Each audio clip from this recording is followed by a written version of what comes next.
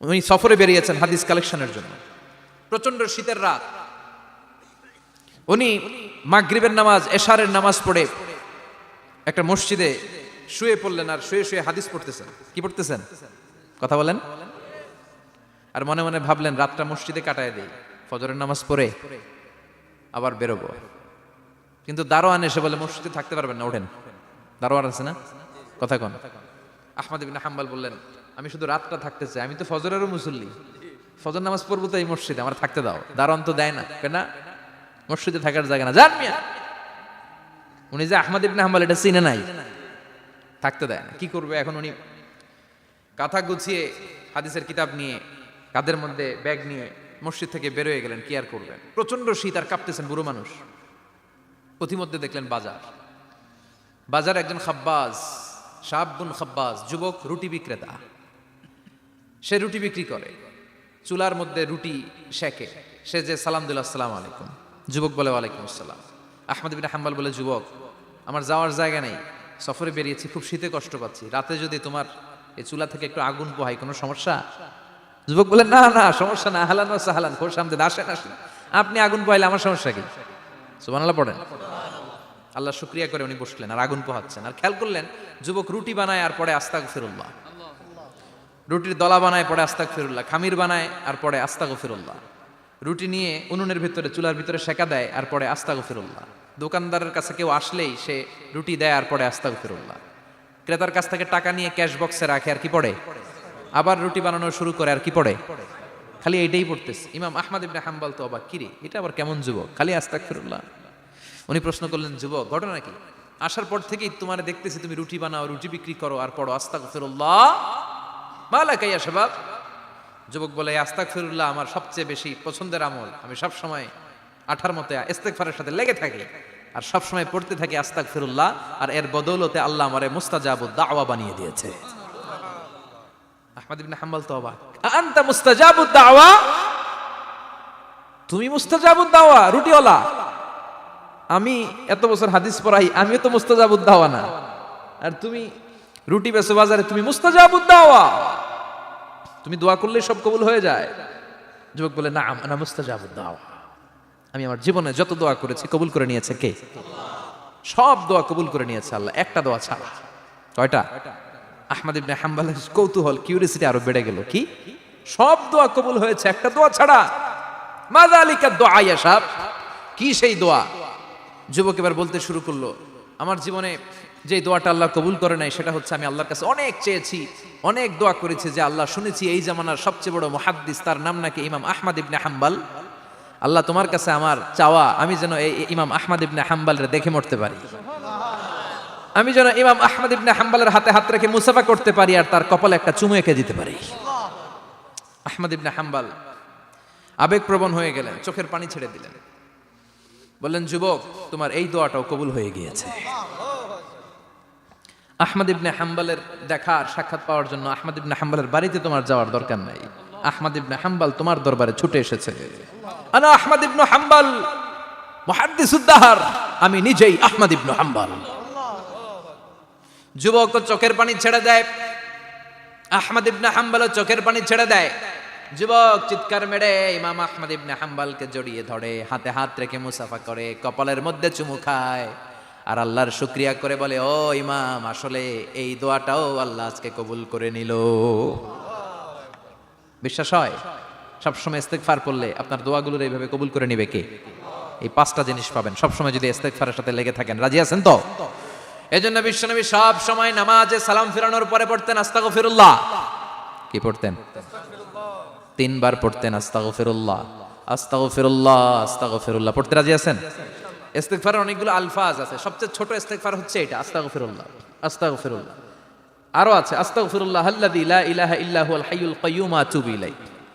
বিষ্ণু বলেন, এই ইস্তেগফারটা যদি কেউ পড়ে, আত-তাওয়াল্লি মিন ইয়াউমিজ যাহাফ, যুদ্ধের ময়দান থেকে পালিয়ে আসা কবিরা গুনাহ। কি গুনাহ? কাফেরদের সাথে যুদ্ধ, আমি তাগড়া যুবক, তলোয়ার নিয়ে নেমেছি, আমার দেহের এক ফোঁটা রক্ত থাকা পর্যন্ত আমি যুদ্ধ চালিয়ে যাব, আমি ফিরে আসতে পারবো না, আইনটা কার? ফিরে আসলে কবিরা গুনাহ।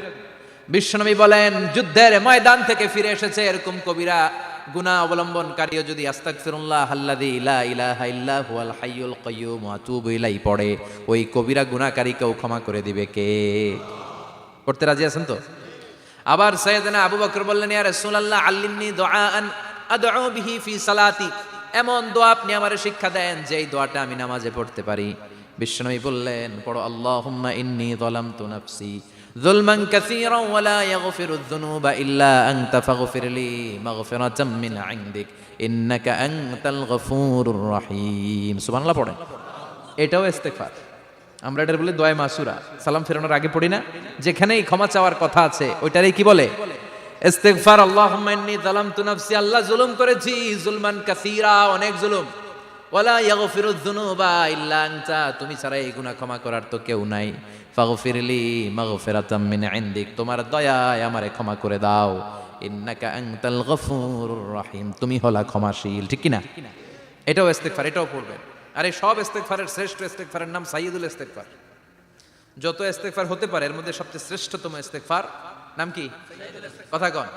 বুখারীর বর্ণনা, শাদ্দাদ ইবনে আউস রাদিয়াল্লাহু তাআলা আনহু বর্ণনা করেন, এই সাইয়্যিদুল ইস্তেগফার দিনের বেলা যে পড়বে ওই দিনে মারা গেলে সে জান্নাতি। এই সাইয়্যিদুল ইস্তেগফার রাতের বেলা যে পড়বে ওই রাতে যদি ইন্তেকাল হয় ওই লোকটা জান্নাতি। মুখস্থ আছে না? কার কার মুখস্থ? হাত তুলেন। মাশাআল্লাহ, তাবারাকাল্লাহ, মাশাআল্লাহ, মাশাআল্লাহ।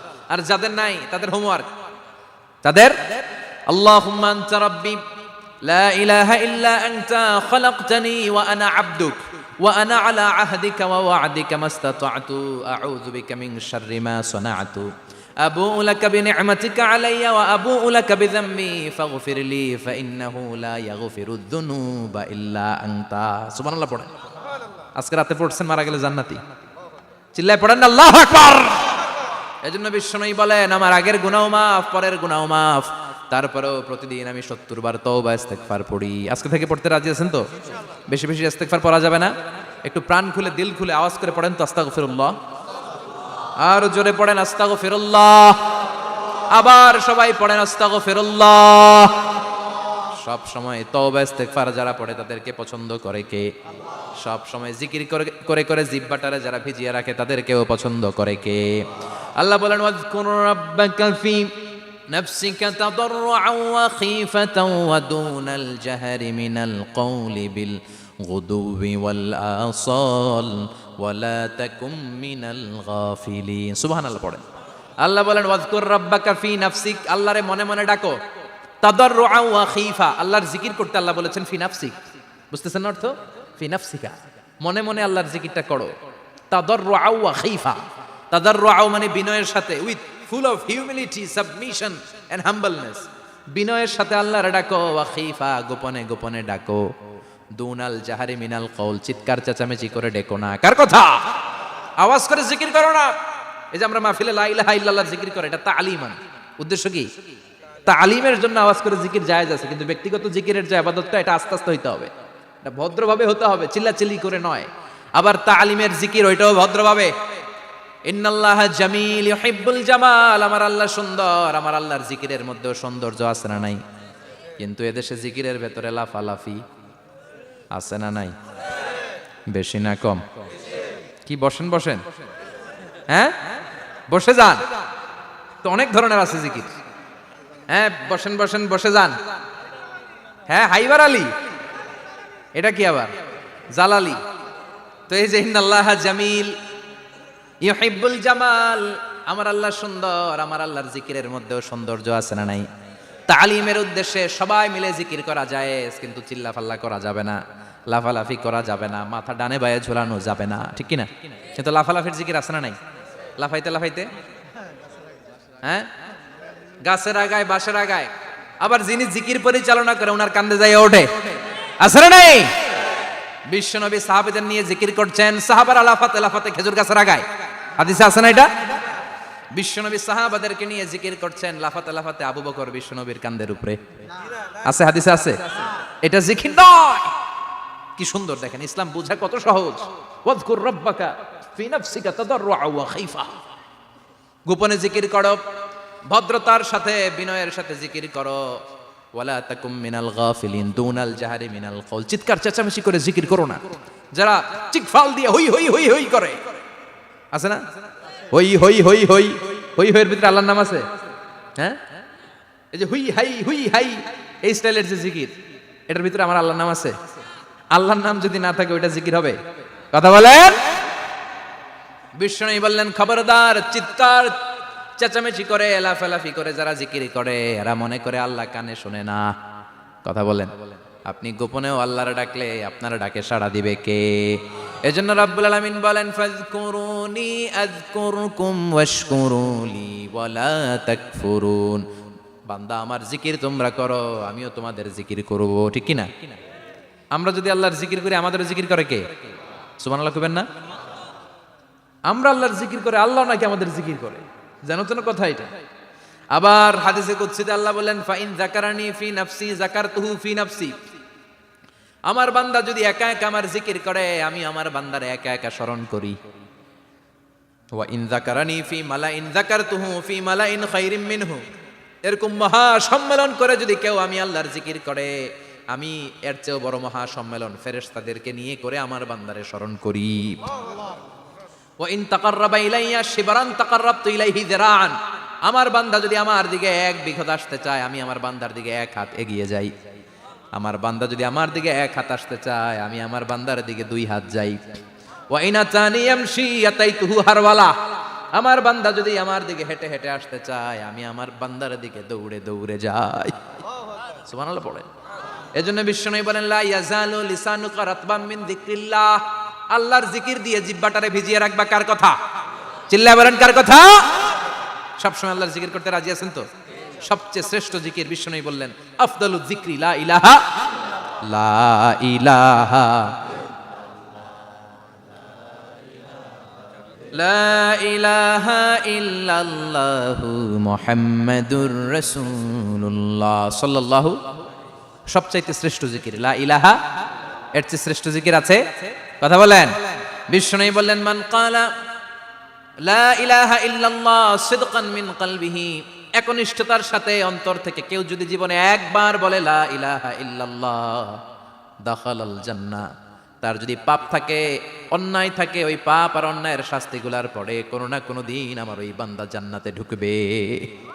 একবার যদি খালিসান মিন কলবিহি সে পড়ে লা ইলাহা ইল্লাল্লাহ, তার জন্য জান্নাতকে অবধারিত করে দিয়েছে কে? আবার এটার নাম আল্লাহ দিয়েছে কালিমায়ে। কথা বলেন। দরাবাল্লাহু মাসালান কালিমাতান তাইয়িবাতান কাশাজারাতিন তাইয়িবাতিন আসলুহা সাবিতুন ওয়া ফারউহা ফিস সামা। সুবহানাল্লাহ। পবিত্র বাণী এটা কালিমায়ে তাইয়িবা। আবু সাঈদ আল খুদরি থেকে বর্ণিত, মুস্তাদরাকে হাকিম আর সহিহ ইবনে হিব্বানে এসেছে। বিশ্বনবী বলেন, মুসা আলাইহিস সালাম আল্লাহর একবার প্রশ্ন করলেন, ইয়া রাব আল্লিমনি দুআআন আদউ বিহি। আপনি আমার এমন একটা জিকির শিক্ষা দেন যে এই জিকির দিয়ে আমি শুধু আপনার জিকির করব, কেউ এই জিকির করতে পারবে না। এই জিকির জানবো শুধু আমি, আর জানবেন। কথা কোন? প্রশ্ন করছে কে? হ্যাঁ, কাকে করেছে?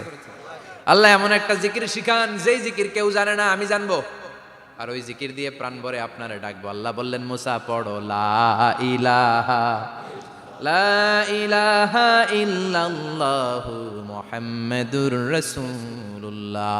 মুসা আলাইহিস সালাম বললেন, আল্লাহ চাইলাম কি, কইলেন কি?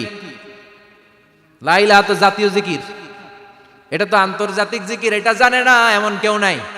এমনকি হিন্দু ভাইরাও জানে। কথা কন। আল্লাহ আমি তো চাইছিলাম এক্সক্লুসিভ, আমার জন্য স্পেশাল। এর চেয়ে সুন্দর আর কেউ জানবে না। এত সুন্দর একটা জিকির আপনি দিবেন, এটা আমি ডাকবো আপনারে আর আপনি শুনবেন। আল্লাহ বললেন, মুসা এর চেয়ে দামি আমার কাছে নাই।